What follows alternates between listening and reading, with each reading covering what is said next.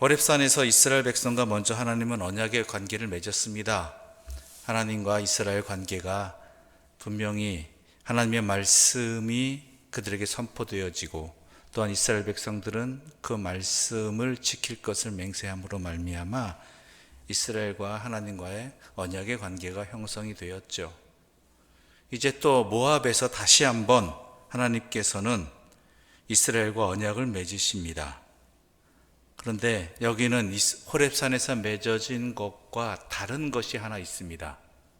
그것이 뭐냐면 말씀이 달라졌다는 것은 아니고요, 그 말씀을 지키게 하실 때에 하나님께서 먼저 그들에게 이루어 주신 일을 기억하라는 내용이 조금 더 달라졌죠.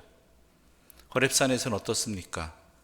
그들을 애굽에서 구원하여 주신, 큰 역사를 일으켜 주신, 홍해의 기적 사건을 일으켜 주신 그 하나님을 기억하라는 것이었다라면, 이제는 그 출애굽했을 때 애굽에 있던 노예된 백성들을 하나님의 한없는 은혜로서 자비로우심으로 전적인 사랑으로 구원해 주신 것과, 거기에 더불어서 이스라엘이 광야에서 40년간 있는 동안 하나님께서 어떤 큰 사랑과 은혜를 이스라엘에게 베풀어 주셨는지를 분명히 말씀하고 있는 것이지요.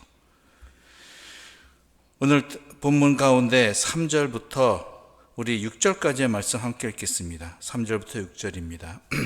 곧 그 큰 시험과 이적과 큰 기사를 내 눈으로 보았느니라. 그러나 깨닫는 마음과 보는 눈과 듣는 귀는 오늘까지 여호와께서 너희에게 주지 아니하셨느니라. 주께서 40년 동안 너희를 광야에서 인도하셨거니와 너희의 옷이 낡아지지 아니하였고 너희 발의 신이 헤어지지 아니하였으며 너희에게 떡도 먹지 못하며 포도주나 독주를 마시지 못하게 하셨음은 주는 너희 하나님 여호와이신 줄을 알게 하려 하심이니라. 아멘. 하나님의 섭리와 또한 인도하심과 역사해 주심이 분명히 기록되어 있고 그들이 경험한 사실이었습니다.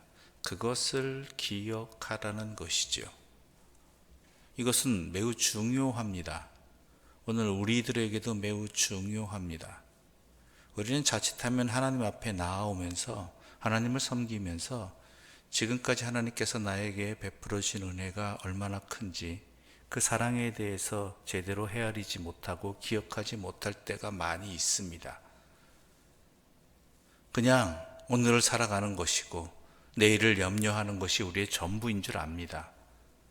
그러다 보면 하나님 믿는 것이 자칫 잘못하면 그 원동력을 잃어버리게 되고, 자칫 잘못하면 하나님 믿는 것이 마치 내 수고와 노력에 의해서 이루어진 일처럼 착각할 수 있다는 것이죠. 한 해가 저물어가는 이 시간이 있습니다. 이 시간 가운데 우리가 한 해를 저물어가면서 마무리하면서 또한 새해를 맞이하면서 우리에게 쌓여지는 것은 하나님에 대한 기억과 감사와 은혜에 대한 기쁨이어야 한다는 것이죠. 어떠하신가요? 살아가면서 늘어가는 것은 염려뿐입니까? 아니면은 하나님에 대한 기억입니까? 죄송합니다만 저 같은 경우도 엄밀히 따져보면 하루 하나하나 늘어갈수록 살아갈수록 늘어가는 것은 하나님에 대한 기억과 감사보다는 안타깝게도 하나님을 잊어버리는 습관적인 삶이 더 많아지는 것 같습니다. 의식하지 않으면, 분명히 깨닫지 못하면 이것이 너무나 당연한 시간의 흐름 속에서 우리에게 나타나는 것들이죠. 물론 우리 몸은 쇠해져 갑니다. 그리고 새로운 새해에 대한 염려가, 내일의 염려가 우리에게 다가옵니다. 그것들은 너무나 커서 우리로 하여금 하나님 앞에 제대로 살지 못하게 하는 그러한 근심이 되기도 합니다.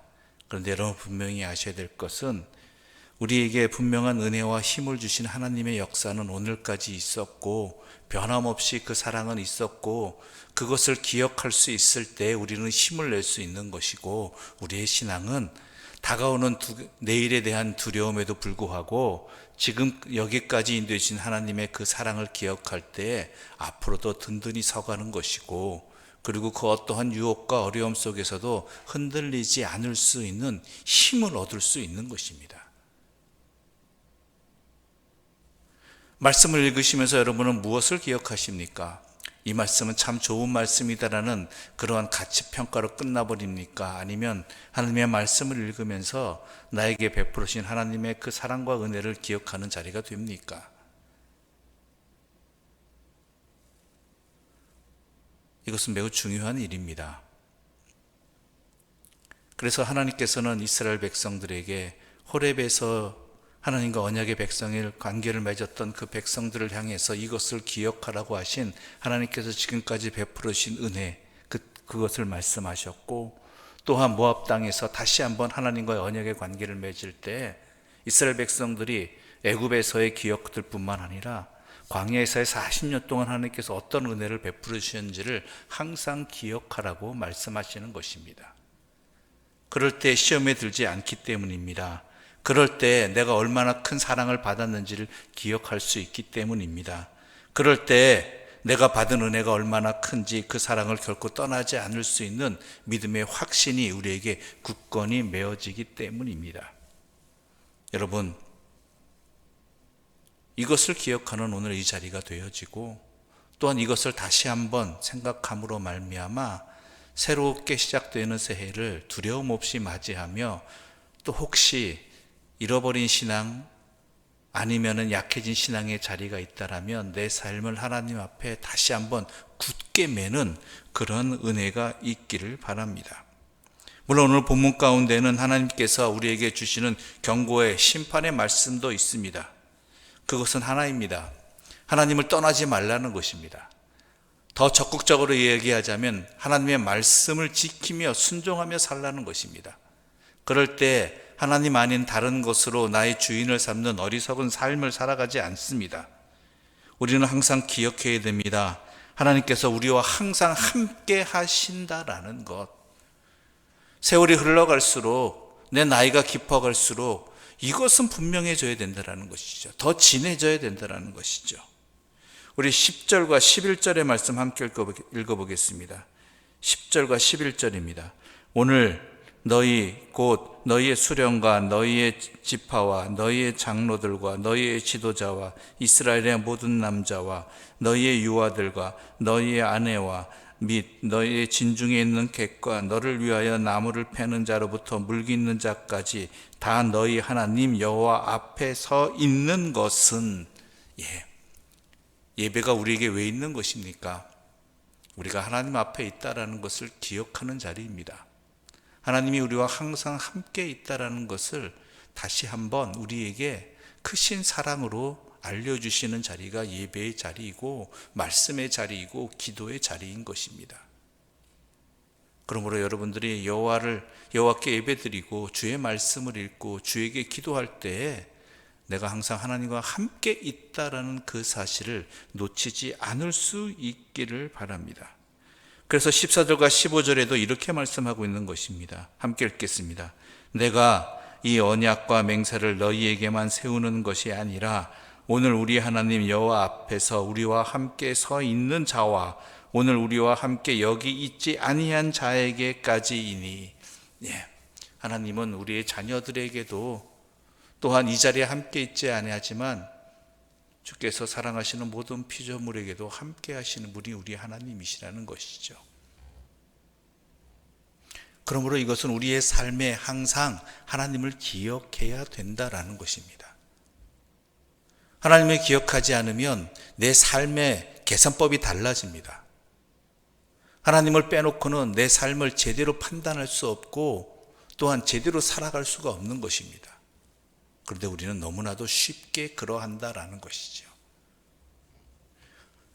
하나님과의 말씀의 언약의 관계를 맺는다는 것은 내 삶에 분명한 하나님이 함께 하심을 기억하는 것뿐만 아니라 내 삶을 살아갈 때 하나님과 함께함을 항상 잊지 말고 그리고 이것을 지키며 살아가야 된다는 것이죠.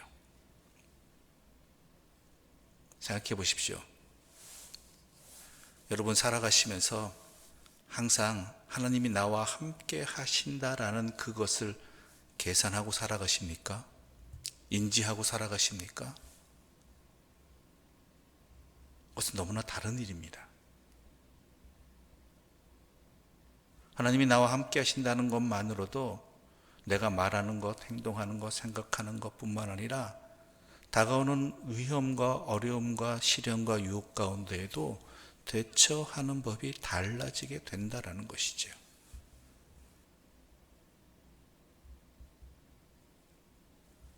이것이 우리의 삶에 분명한 힘이 됩니다. 능력이 됩니다. 이스라엘 백성에게 힘은 무엇입니까? 그들의 인구입니까? 그들이 광야에서 연단받음입니까? 가나안 땅의 그 광대한, 말 그대로 그들 앞에서 자신들은 메뚜기와 같을 뿐이고 그들은 장대한 거인이다라고 하는 그 현실 앞에서 그들이 요단강을 건너고 또한 여리고를 시작해서 가나안 땅을 정복할 수 있던 것은 오직 하나입니다. 그들에게 하나님이 함께 계셨기 때문이라는 것이죠. 그것을 잃어버렸을 때 그들은 매우 쉬운 적에게 무너졌습니다. 그러나 그것을 분명히 기억하고 하나님과 함께 할 때 그들은 어땠어요? 장대한 성도 무너뜨릴 수 있는 그러한 믿음의 사람들이 되었다라는 것이죠. 오늘 우리들에게도 마찬가지입니다. 하나님과 언약의 관계를 맺었다는 것은 부부가 서로가 언약 관계를 맺었다는 것과 유사할 수 있습니다. 부모와 자식이 또한 가정의 관계를 맺었다는 것과 유사할 수 있습니다. 항상 살아갈 때 무엇을 하든 나와 관계를 맺은 내 사랑하는 이 배우자에 대해서, 내 자녀에 대해서, 나의 부모에 대해서 판단하고 또한 헤아리고 배려하고 신경 쓰고 그 몫을 지키고 언제나 동행하는 그러한 것과 같이 하나님에 대해서도 우리의 삶에 항상 그러해야 된다라는 것이죠. 그런 은혜가 우리에게 주어졌습니다. 우리는 그럴 자격이 없는 사람들입니다. 감히 하나님 앞에 서 있을 수 없는 자들입니다. 그럼에도 불구하고 하나님께서는 우리를 구원해 주셔서 우리를 하나님 앞에 서 있게 해주셨고 또한 우리의 삶의 계산에, 우리의 삶에 살아가는 데 있어서 하나님이 나와 함께 하신다는 그것을 우리의 삶의 힘이 되는 또한 은혜가 되어지는 그러한 사랑을 주셨다라는 것이죠. 이것 하나만으로 우리는 너무나 든든합니다. 이것 하나만으로도 우리는 너무나 충분합니다. 그러나 이것을 헤아리지 못할 때 우리의 삶에는 아무리 풍부하다 할지라도, 아무리 능력이 많다 할지라도 아무 소용없는 그저 바람 앞에 나는 겨와 같은 존재가 될 뿐입니다. 여러분, 다시 한번 나와 함께 하시는 하나님과 나의 삶을 비끌어낼 수 있는, 든든히 하나님 앞에 서 있을 수 있는, 떠나지 아니하는 하나님의 백성으로 오늘 이 새벽 이 말씀 앞에서 우리가 하나님과의 언약의 관계를 굳건히 지켜나가는 그런 은혜를 누리시기 바랍니다. 그것은 전혀 다른 세계입니다. 전혀 다른 계산입니다. 전혀 다른 능력의 삶을 살아갈 수 있다는 것 명심하시고, 그럴 때 우리는 형통한 삶을 살아가게 될 것입니다. 우리 9절의 말씀 마지막으로 함께 읽겠습니다. 그러면 그런즉 너희는 이 언약의 말씀을 지켜 행하라. 그리하면 너희가 하는 모든 일이 형통하리라. 아멘. 기도드리겠습니다. 하나님 아버지, 감사합니다.